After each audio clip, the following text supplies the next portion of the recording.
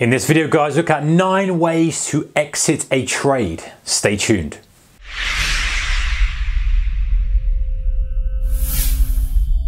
Hey traders, warm welcome to you. So some of these ways are ways that you definitely will have heard of if you've been trading. They're pretty self-explanatory, but others you may not have. So hopefully it's going to broaden your horizon in terms of how you exit your trade, especially trades that are winners, and also trades that are losers as well. Because very often, we talk about how to get into a trade, how to get into a trade, and very often the exits are quite vanilla. Some of the ones we'll talk about are quite vanilla, a couple of them here, but others kind of look at a different way of approaching the market and actually give you reason to hold the trade for longer, allow you to dynamically adjust to the conditions and all that kind of stuff. So without further ado, let's check it out. Before you do that, guys, make sure you do check out our channel sponsor. There's a link to them in the description below. Okay, so let's have a look. So we've got 3 kind of categories, if you like: time-based, price-based, and indicator-based.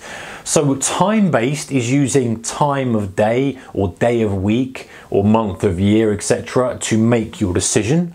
Price-based is using just literally the price, something that we all probably use anyway, you're very familiar with. So when the price gets to this, you cut the trade. And then indicator-based is using an indicator. Obviously that's based on price, but ultimately it's using the reading of an indicator to dictate your exit decision as opposed to the others. So look at some examples.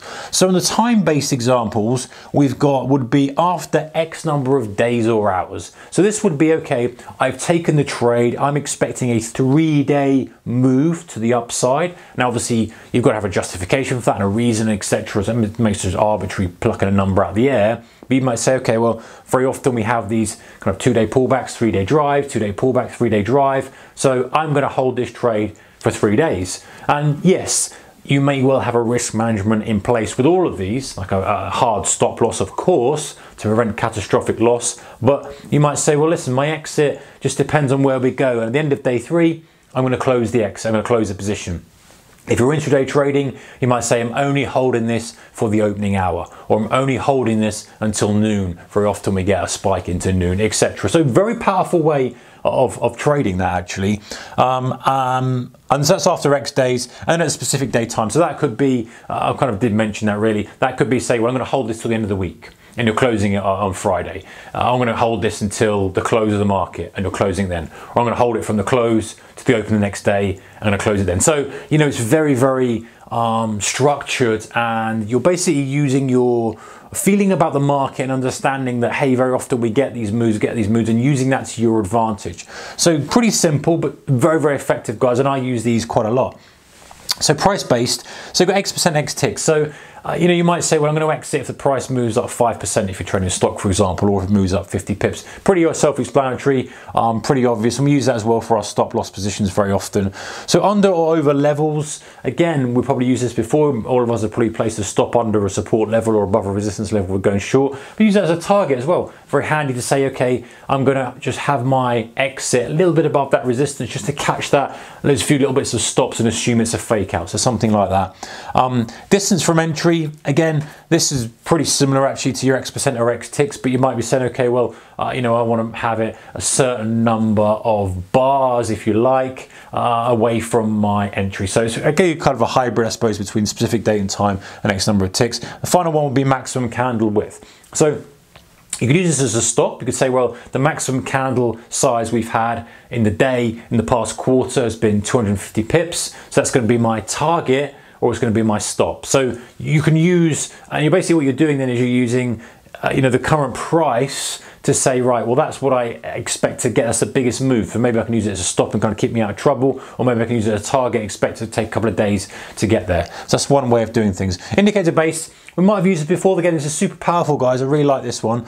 So moving average cross, you probably are aware of that. If we're moving average, slow moving average, sorry, a fast moving average is crossing over a slow one, you might say, right, well, that's that's time for me to get out of the trade, or it's time for me to enter a trade. You're using it, and it's dynamic based. The good thing about indicators is it's dynamic, so it adjusts to the market conditions.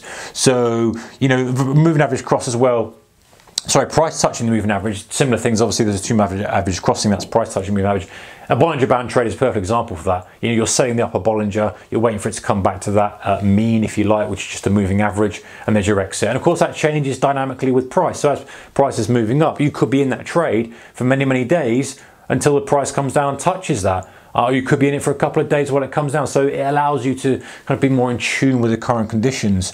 And then something like an oversold, overbought oscillator, like a stochastic. So you could say, okay, well, I'm going to trade this, I'm long now, and I'm going to come out when we come off overbought conditions. So if I very briefly draw that, you know, if we come in, the stochastic is doing this, and you know, there's our overbought, we might say I'm going to hold this until we come off overbought. A very useful way sometimes of doing things. Or you could say, hey, I'm shorting this and I'm going to come out, I'm going to exit the short trade if we go into oversold territory. So you have to be kind of just using one of these. You could use a combination and say, I'm going to hold it to the end of the week, for example, or I'm going to hold my short to the end of the week, or until we get into an oversold condition on the daily chart. There you go. There's your exit criteria done. Your risk management's already sorted. Assume you've got your risk management put in place, your stop loss. This is for your exit in profit. You're like, okay, well, if it runs on the end of the week, that's my time. I don't want any more of that. It was a 1 week trade or a 4-day trade, whatever it may be. But if I do get a good move to the downside and we go into an oversold condition on the daily, I'm going to take it out as we go into an oversold condition, or a multiple of these. So have a think about that, guys. Have a look at it. Maybe it fits in your trading plan, maybe it doesn't. But I do like the time-based one specifically, and I like the indicator-based one as well, just purely because it's dynamic and adjusts with the market conditions. Another one, actually, probably should add an extra here, is the average true range. And you could kind of combine that with price and say, well, the average true range is X, that's going to be my target. So that's another clever one to use and quite good as well. All right, guys, take care, and I'll see you in the next one. Bye-bye.